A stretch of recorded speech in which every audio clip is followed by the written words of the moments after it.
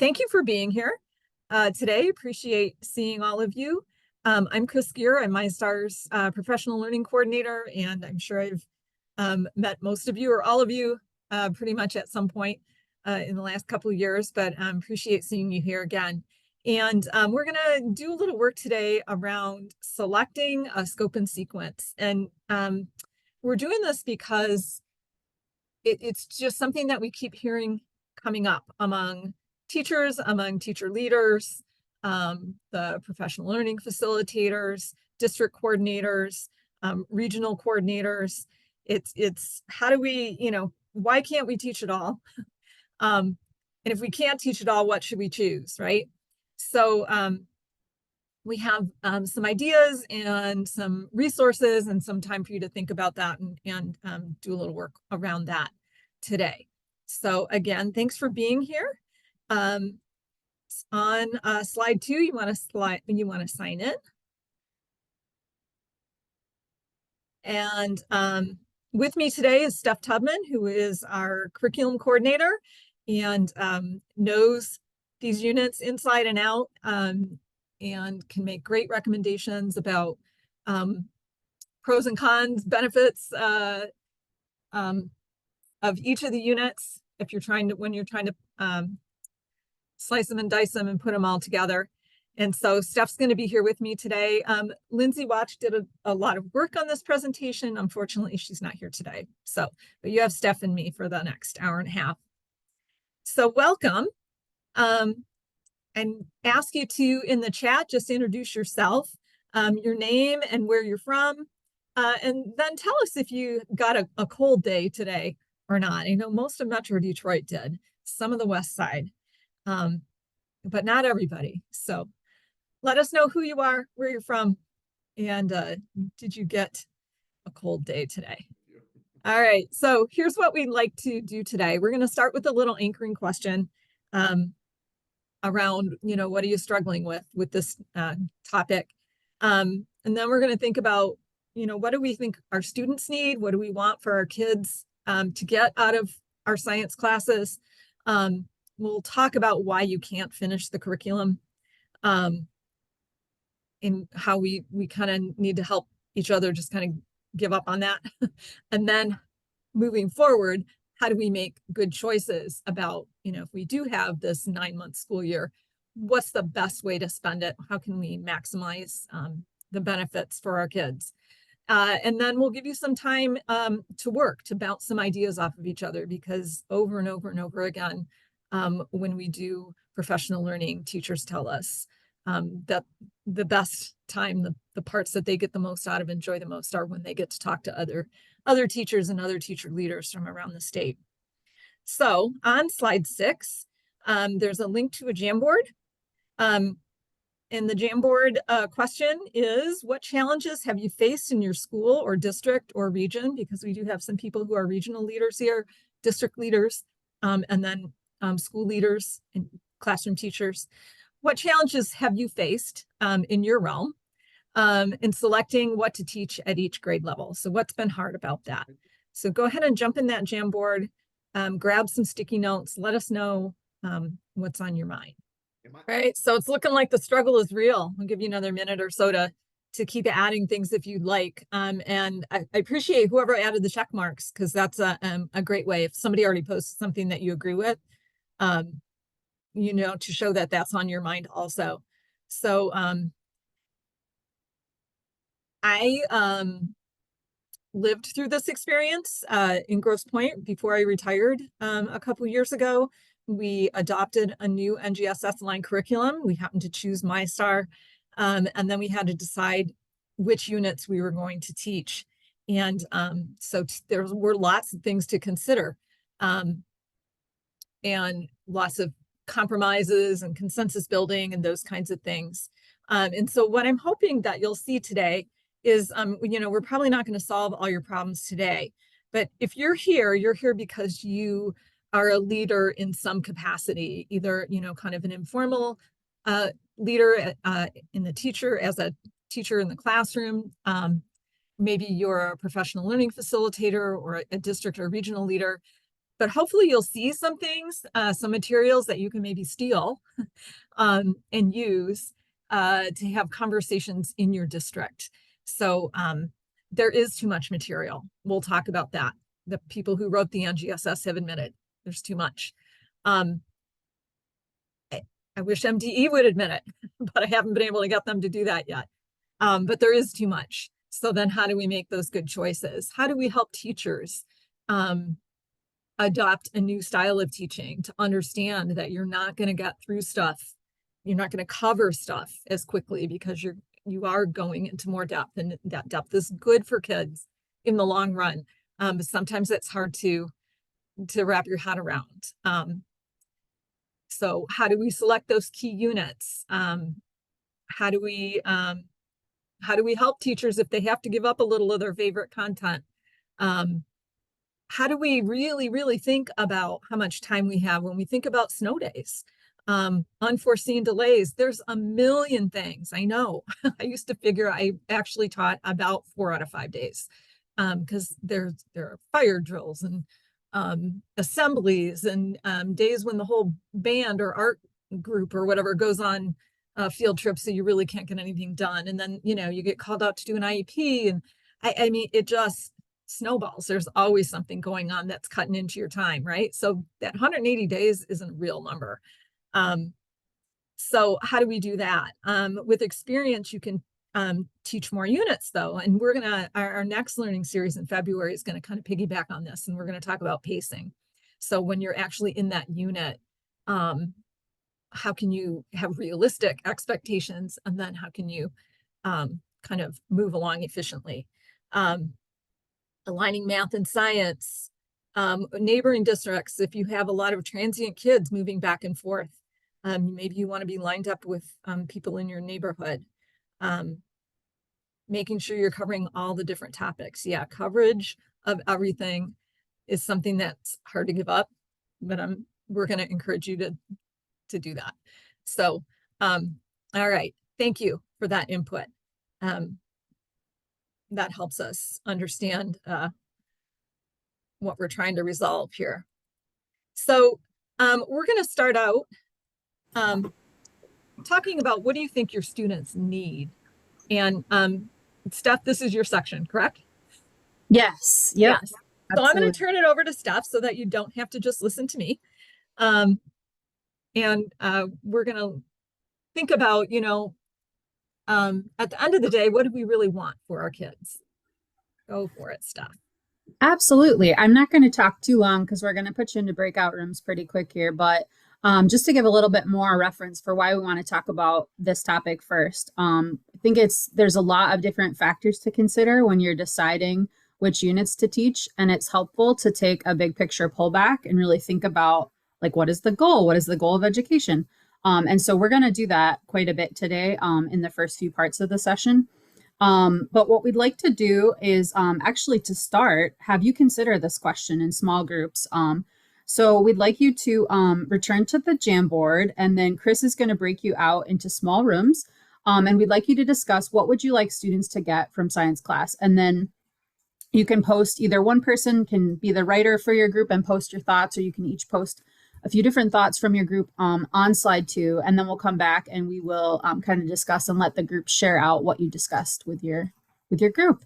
So we're looking forward to hearing what you think about this. So welcome back, everyone. Give you a minute to get situated in the full room here. Gonna give everyone just a second to look at the board, and then we'll talk about it a little bit.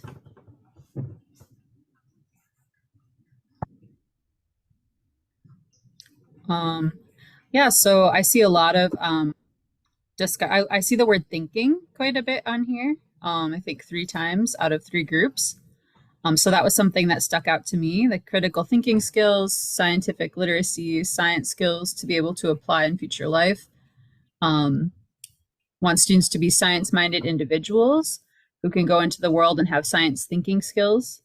So those are, I think there's a lot of similarities in those 2 comments.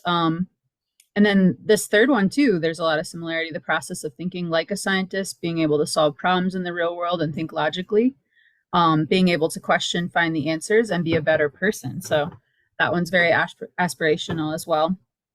And then we have a couple others that are a little bit shorter, the quality over quantity of learning and real world authentic connections. I was wondering if the group that had talked about that could share a little bit more about what you meant when you wrote down the real world authentic connections. What are you hoping that students gain from that? If there's any brave volunteers.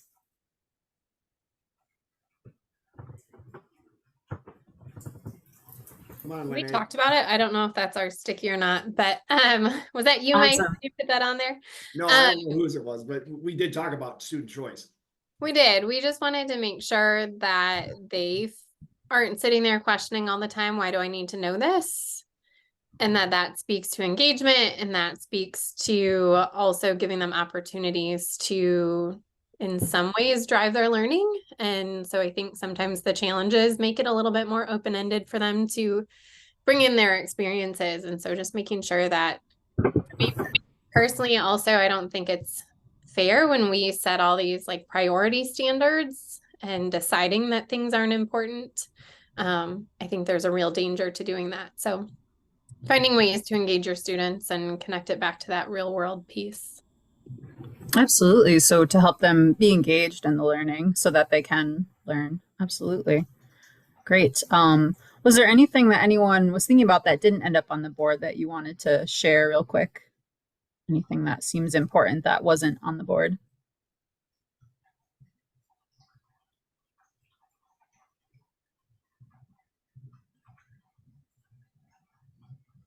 Okay, seems like we're fairly on the same page then as a group here.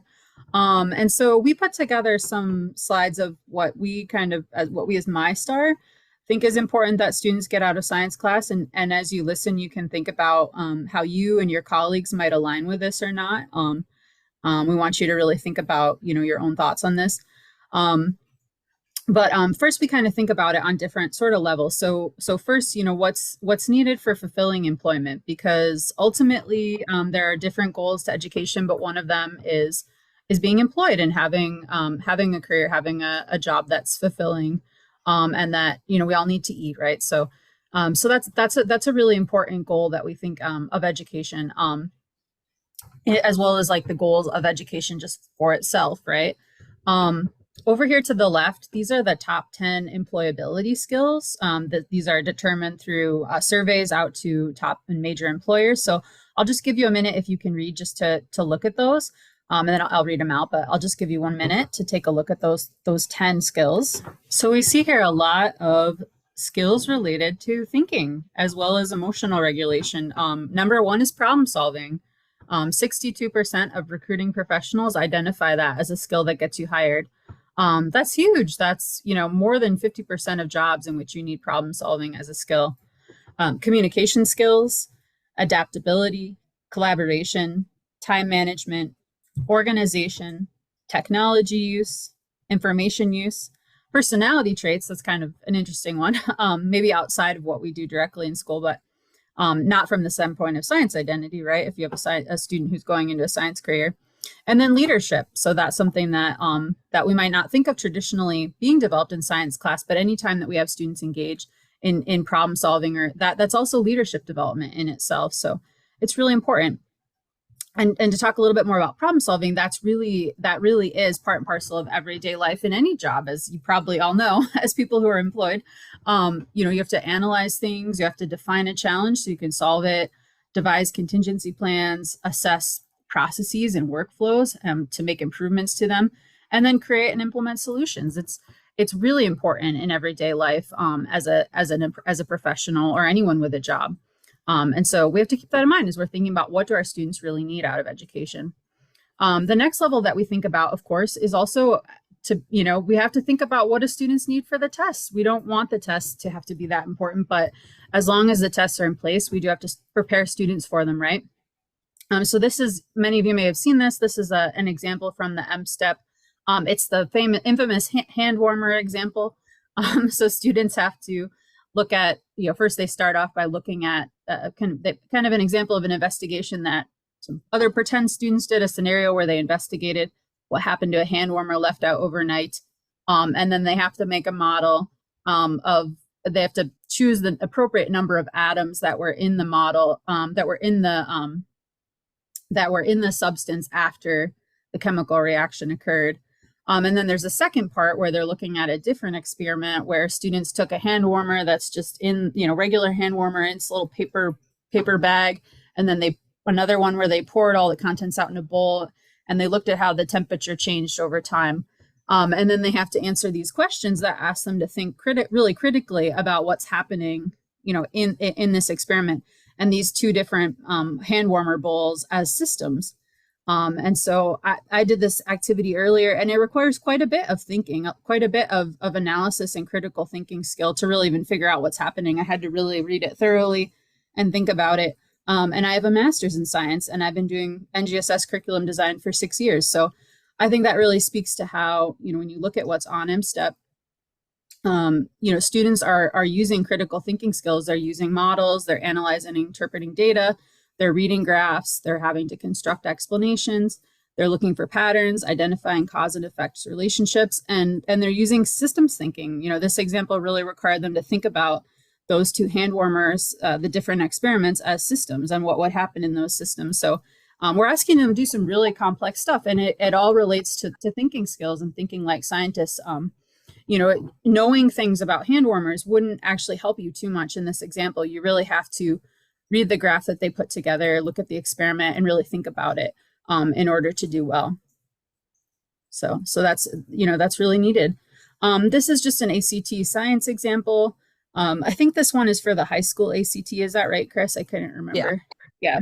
And it's about, looks kind of similar actually to what's on the middle school MSTEP, but it's about trying to look at some different analyses of an experiment of peony seeds that were germinated and different factors affecting germination of peony seeds. Don't be fooled because it's multiple choice. It does really require students to look at two different study designs and really analyze, evaluate the design of the studies, construct explanations from that, argue from evidence, identify patterns, identify cause and effect. A lot of thinking used here for the ACT to get them into college. So again, we see those patterns of thinking and needing to think like scientists that are coming up to get into college.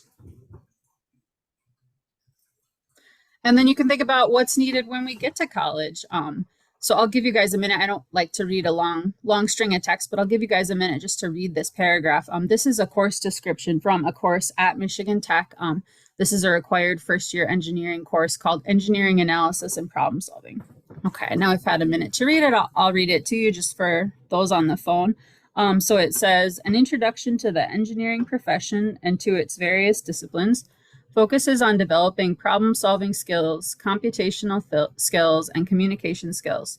Through active collaborative work, students work in teams to apply the engineering problem-solving method to real-world problems. So that one hits a lot of the boxes of what you all said in terms of critical thinking, thinking like scientists. We're talking about the real world and authentic relevancy even. So you can see where that would, having that experience in middle school, elementary and high school would even prepare students for college learning. So we can see that really, all of these things that we're hitting in middle school are helping students, as they go along first in getting to high school and then getting to their college entrance exams, and then even in their first year courses in college. It's all kind of stacking together to help them succeed in all these different spheres of their life as they go through it.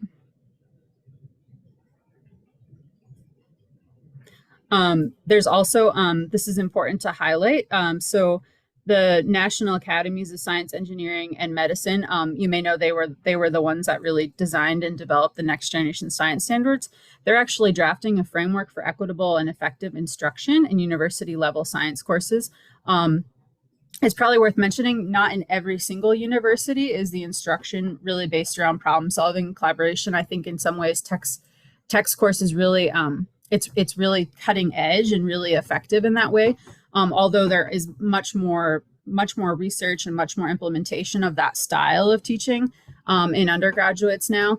The National Academies of Science, Engineering, and Medicine is actually trying to codify this through a book that would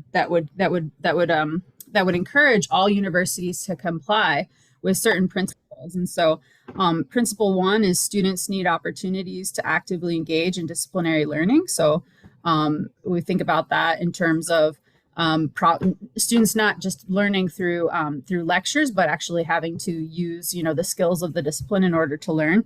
Connecting to and leveraging students' diverse interests, prior knowledge, and experiences. So I think that also harkens back to what we're talking about with real world authentic connections, like we were discussing earlier.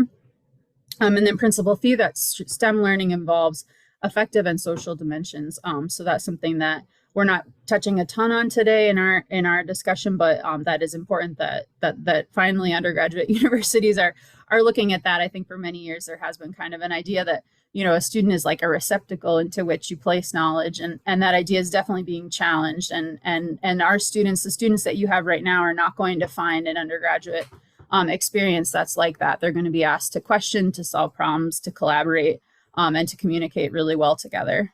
So it's good to see it changing, and we need to prepare students for that. So really, what's the common factor in our comments and in all of the comments that all of the different levels of engagement that we're looking at that students will go through in their lives? It's really the critical thinking skills. Critical thinking skills have many different facets, but these are things that our students are going to need. First, to succeed in the M step, which may or may not be to all of us like the most important thing, but it is something that's important that we need our students to succeed in. They're going to need these skills when they go to high school. They're going to need these skills to get into a good college if they're taking that route, or a trade, depending where they're going.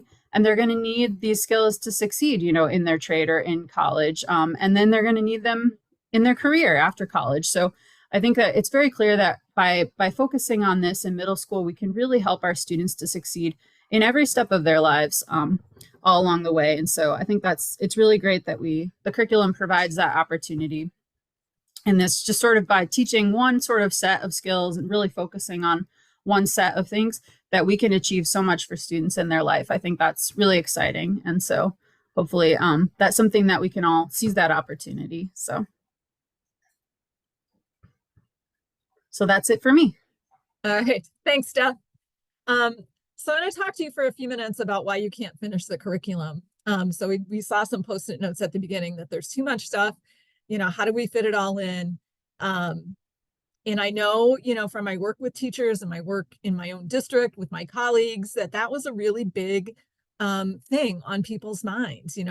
How do we have to teach them everything because they're going to go to college, they're going to take the step, they're going to, et cetera, right?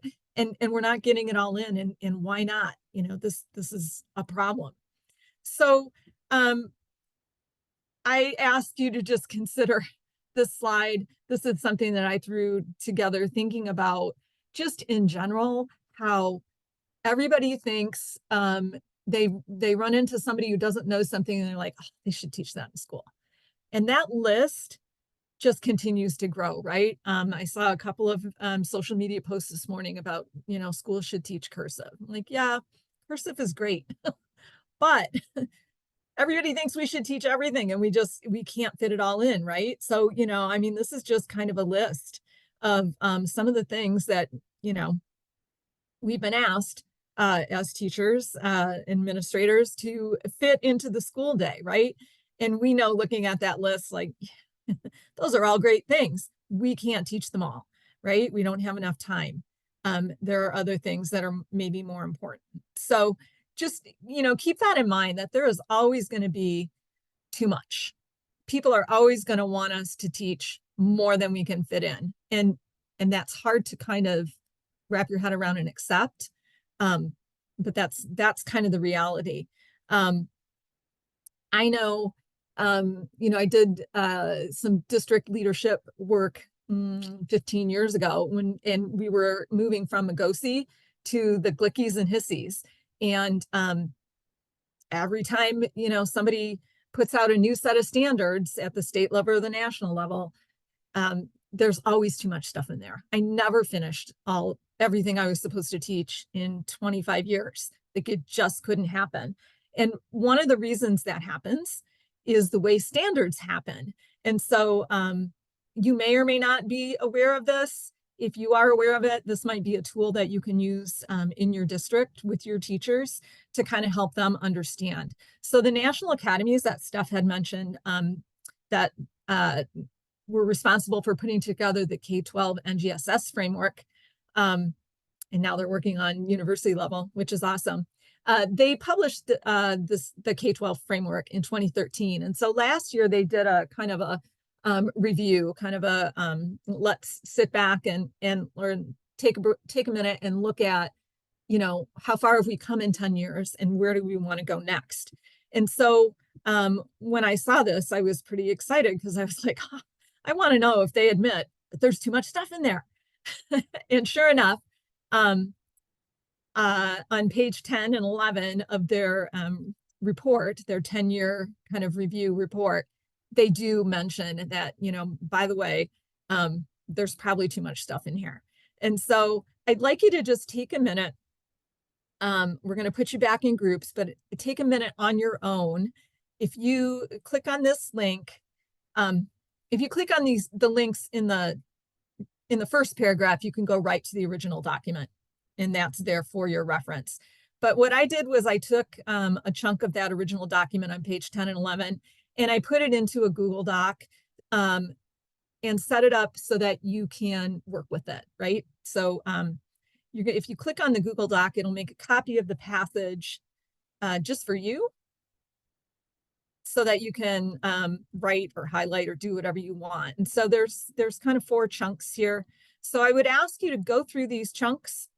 And if something sticks out to you, like speaks to you, like, aha, this is important, I want to remember this, that's what we might call a golden line. And so you can highlight it, you can copy and paste it into the other column, you can enter some notes or thoughts, and just kind of, you're going to interact with that text and respond to it. And then we'll ask you to, you know, take a few minutes to do that, and then join your group, or, you know, you can join your group and then turn your camera on and actually speak after a couple of minutes when everybody's had a chance to look. And talk about, share with your group, what golden lines did you find, and why are they important to you? And then on the next few slides, there's a room 1, room 2, and room 3. There's a slide for you to record. What are some of the golden lines that maybe you all agreed were important and why you thought they were important? And so this is maybe about 10 minutes. Take some time to read, again, that document, make your own copy so that you can write down your copy, your thoughts, highlight all of that good stuff. And then talk to the people in your group, share what you picked out of that text and why it speaks to you, record it, and then we'll come back together and we'll see what we have. All right, welcome back. I'm sorry about that. Steph and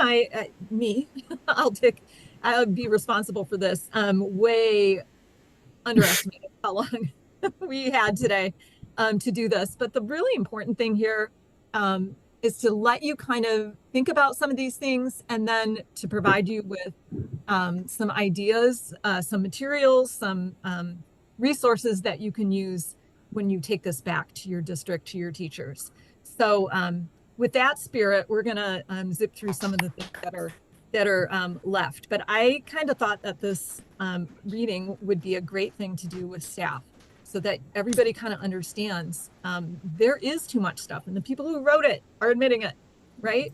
So I see golden quality learning takes time, right? It takes time. We need to remember that. If it's going to be quality, it's going to take time. And it's hard for people who write the standards to determine what to cut, which is why there's always too much, right? They pull in experts from all different fields and everybody is like, my stuff's really important. But we only have 3 years in middle school and we're supposed to cram everything. All the content that they did in elementary, repeated again in middle school, all the content that they're going to do in high school, but it has to all be done once in middle school. And we can't do it. Not if we want to have time for those critical thinking skills that we know are what kids, really need the most. And so similar things here from this team, right? So who are the stakeholders? Should we extend school? Those are big questions, right? If you have kids who are struggling with learning language, it's going to take more time, right? So teachers need to be able to give them grace. Hey, we're not going to get through all of this. And it's okay because we're working on what kids really need.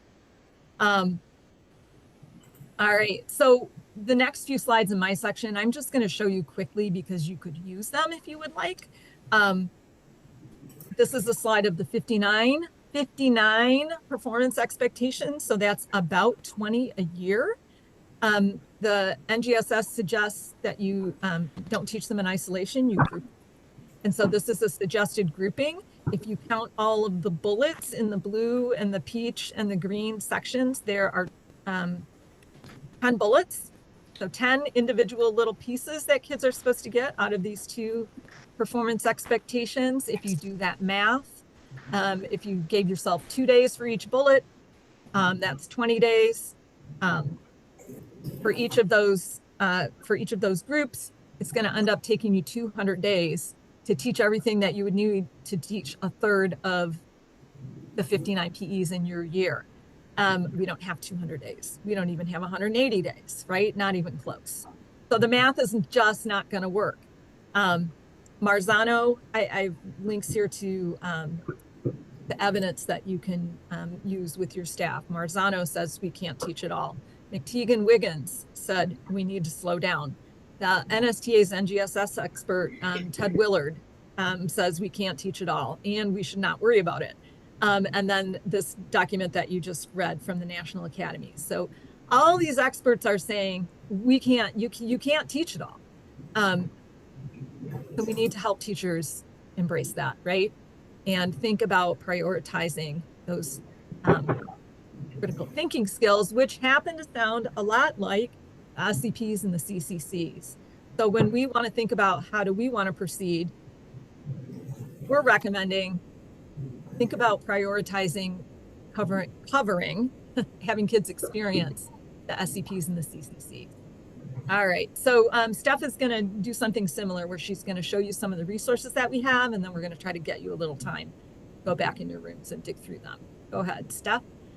Absolutely. So I'm just going to show you real quick. Many of you may be familiar with our original scope and sequence. So Chris, if you can go to the next slide, that's on the next slide there. One of the main resources that we have for you today, you may have seen it, it's kind of old news, but we have reworked this document so that it's no longer, you can look at this, ta-da. This document is being honest about the fact that you cannot teach all of the PEs in middle school. We know that from pilot testing, from talking to all of you. We know that that can be sometimes a controversial perspective, but we think that the focus on the SCPs and the CCCs is where you're really going to see the growth and the improvement for your students. And so then so this document is available. There's a download on that slide back there. Sorry, Chris, I made you move ahead. But we really think then it comes down to you need to teach the CCCs, you need to teach the SCPs. Those are important for the M-STEP, for getting into college, for going to college, for having a job. But then it really comes down to what DCIs are you going to focus on, what topic areas, and that's where the decisions become a little bit trickier. We've simplified it for you here by saying we did some like rough thinking about this as a team, and we've put together some bundles. So the way this document is set up, just real quick, the first 4 of the year, we suggest to choose 3. That's because the way we've set up our sequence, the first 4 of the year tend to be more diverse in terms of SCPs, CCCs, and also DCIs. And then if you can go to the next one, Chris, the last 3 of the year tend to be less diverse in terms of SCP and DCIs, and actually CCCs as well. And so that's why we're suggesting that that's like a really simple way that you can help to make the decision. Just choose 3 from the first semester and choose 1 from the second semester. That's how that document is set up. Now, these are guidelines. We encourage and support, flexing, and just if there's a specific situation that requires breaking these guidelines, that's absolutely fine with us. We think it's most important that it works for your district, but our goal in this was to make it simple and to make it something that would work for any district so that we weren't being dishonest about how many units you could teach in a year. That was really important to us. We were just hearing that everyone was really struggling with making this work and dealing with administrators who had, because we were supporting the expectation that you should teach more in the year than was possible. So that was really important to us to just put a foot in the line and just say, look, we as MyStar don't think that this is possible, and we want to support teachers and students by saying that you're going to teach 4 a year. So that's that resource. We're very happy to meet and talk with you more about it. We also have this resource, which is in the same document. This provides some detailed information about each unit, so you don't have to dig actually into the units themselves, just to learn a little bit more about them when, if you're planning and discussing within a district which units to teach. This can be a helpful reference to have on hand, just when you're trying to decide between which units. So you can check out that resource as well. There's one for each grade level. And then the last resource we have, which I think is a real gem, this is a white paper that Chris and I composed. Chris did the lion's bulk of the work, but this puts together a rationale for administrators, basically going over what we talked about today, but trying to aim for more that would be more relatable to administrators and with a lot of detailed references. If they're struggling to get on board with the idea that you might not be able to teach all of the DCIs, this is a reference that we wanted them to have to help them, to reassure them that your students can succeed, only getting 4 units per year, and really focusing on those SEPs and CCCs. I think we have to update it now, Chris, with that Academy paper that just came out. Yeah, we should add that as, yes, for sure, as good evidence. Yep. Yep. So those are the 3 resources that we have for you today. They're all linked in the slides. We hope that they're really helpful. And then at the end, Chris and I are also going to make an offer. We are available to discuss, individually with anyone who's attended about your district if you'd like, in your specific case. Kind of like this is our summary of like how you potentially can go about using the scope and sequence options to make good choices. You can kind of read there. I won't go through them all just for time. And then we also have a suggested process, if you could click on that, Chris, which may be helpful if you're in a district or an ISD that's starting from scratch. It may be helpful to you. Yeah, there you go. It's not just one slide with 4 steps. There's more to it, but but this may be helpful to you, especially if you're in a smaller district and you haven't made the choices yet.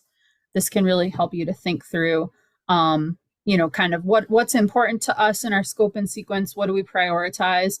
And then how can we have, a conversation and come to consensus around that in a way that fulfills most of the things that are needed. Want to make sure that when we're making these decisions that there's buy-in and that everyone understands the compromises and trade-offs that are being made. So that's there for you, and that'll take some time to go through, but we just wanted to share it today. So I led my district through the curriculum adoption process, and we were very much divided over which curriculum we should adopt.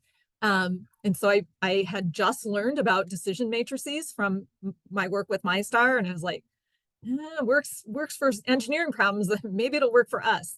And so we developed criterion constraints, we pilot tested curricula, and then we evaluated them. And then we did a decision matrix where we weighted the criteria and totaled it. And we ended up with a decision that everybody felt good about. And so I actually did an MSTA presentation on this a few years ago. And so I had the stuff from that presentation. So I pulled it into these slides. So if you are interested in doing something like this, there's a blank copy of a criterion constraints table, and there's a blank copy of a decision matrix and those kinds of things. There's some resources for you. But hey, it works for the engineers. So it works in other aspects of life too. All right, we do want to give you some time to talk to each other. So I'm going to put you back in your groups. I'm going to ask you to just, talk about whatever you're struggling with. Did you hear anything today that might help you? Take some time to look at that suggested process. Is that something that might work? Do you have questions about that kind of thing? And just spend a little time. Sometimes picking another teacher's or another leader's brain is super useful. And then we'll put you back together for the last 5 minutes and kind of wrap up. So we'll give you about 15 minutes or so. to just take some time to look at that stuff and talk to each other. So welcome back. I would invite you on slide 38 or 39, if you would grab a sticky note and just tell us maybe one thing that came up in your teamwork time or at some point in this session that was informative or, you know, clicked with you like, yep, you know, that describes my struggle.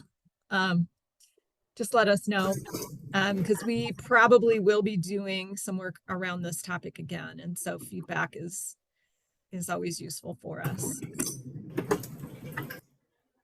All right, and it looks like everybody's back. So again, if you wouldn't mind, please giving us a little feedback on 38 and 39, those slides, while you're doing that, just so that I don't want to keep you over, and we have 3 minutes left. I'm going to run through the last couple slides, which are just kind of some information, some notifications. So Steph and I are more than willing to work with you, like just one-on-one with you and your district, and do some consulting.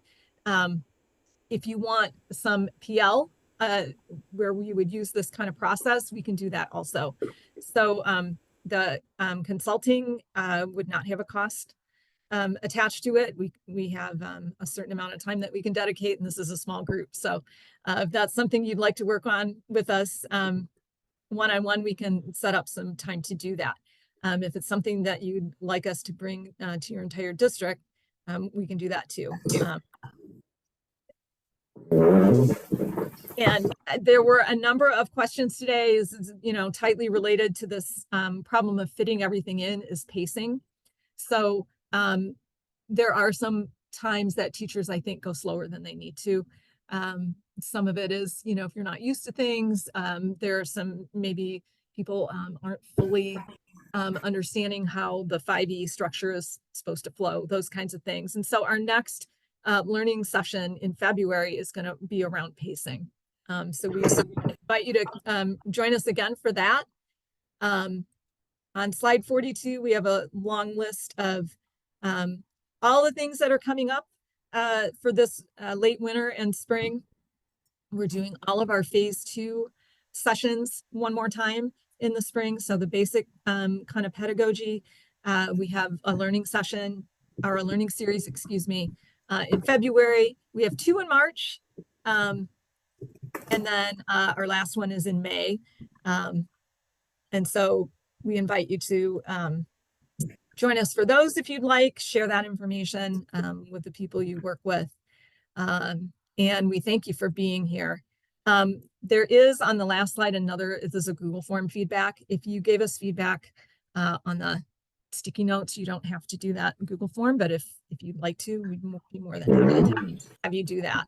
So it is 5 o'clock, and so we want to get you out of here. So thank you so much for being with us. If you are good to go, got what you needed, said what you needed to say, asked what you needed to ask, please go and enjoy the rest of your evening. And some of you I know have another day off tomorrow. So that is wonderful. I'm happy for you. If you would like to hang out for a few minutes, Steph and I will be here. If you have some more questions, some things you want to ask us, if you want to ask us about scheduling some consulting time, just to hang on and we'd be happy to talk to you. So if you're good to go, thank you. We'll see you soon again, hopefully. And if you have something to talk about, we'll hang out for a while.